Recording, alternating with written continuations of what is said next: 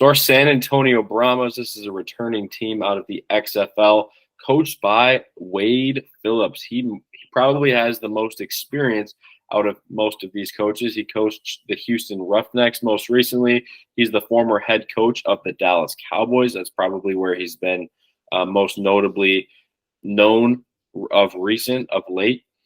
And his most recent NFL job was the LA Rams defensive coordinator from 2016 to 2018. So he's got the experience, he's got the leadership ability. The Roughnecks kind of played decent football, so we'll see where that goes. Some pros and cons.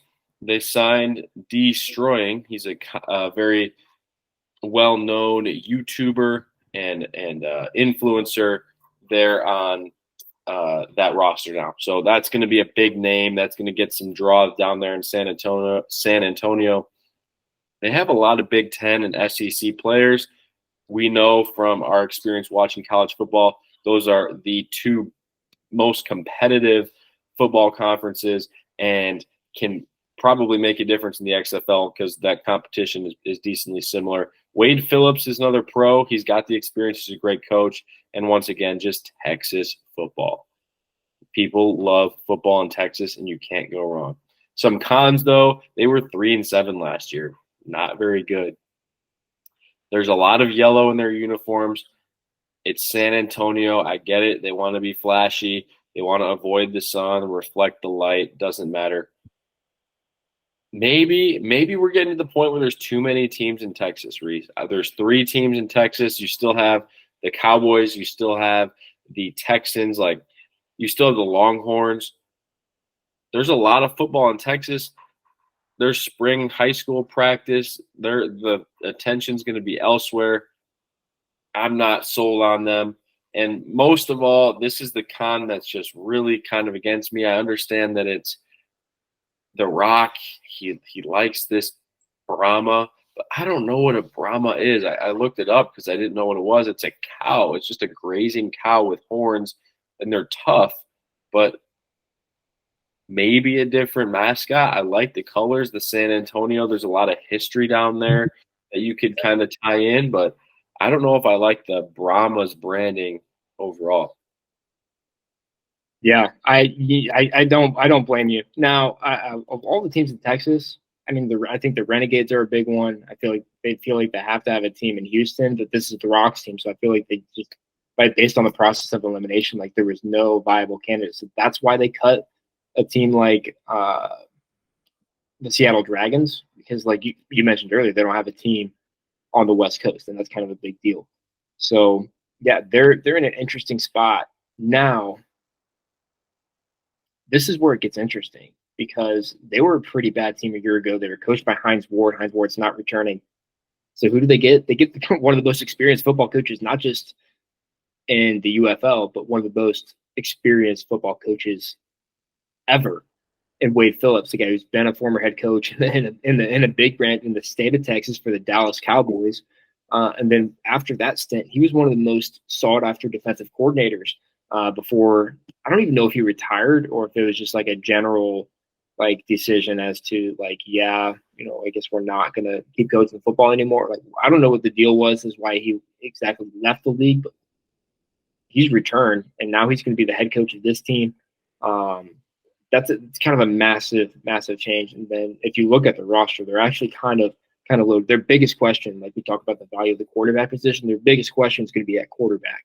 So they have Chase Garbers and then Tom Flacco, brother of Joe Flacco, and then they have Quentin Dormady. So it's going to be a pretty significant competition. Dormady was most recently the quarterback for the Orlando Guardians a year ago. So based on the roster shift, he ends up going to the Brahmas, and previously he was just a quarterback in Canada, played 2 years for the Alouettes.